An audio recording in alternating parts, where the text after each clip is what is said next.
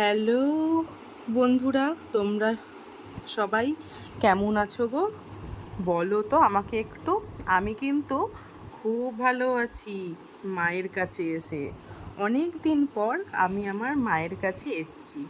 আর মা আমার পছন্দের প্রত্যেকটা জিনিস কিন্তু আমাকে বানিয়ে বানিয়ে খাওয়াচ্ছে। তোমরাই বলো তো, মারা সত্যি এরকম হয় বলো?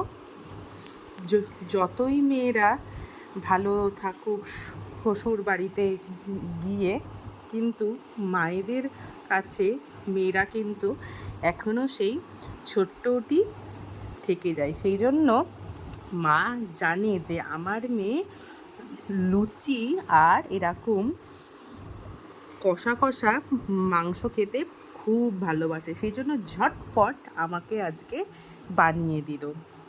তো তোমরা আমার মতো কে কে এরকম লুচি আর কষা কষা মাংস খেতে ভালোবাসো আমাকে একটু জানিও তো।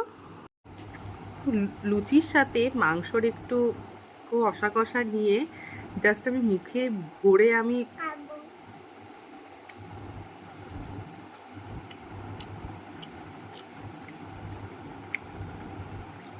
অসাধারণ।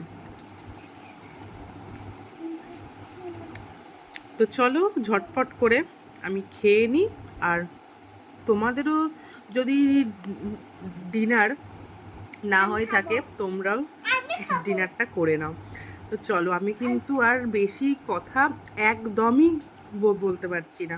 তার কারণ এই সামনে এরকম মাংস আর গরম গরম লুচি, আমি এখানে স্পিচলেস হয়ে গেছি। চলো এনজয় করি। টাটা।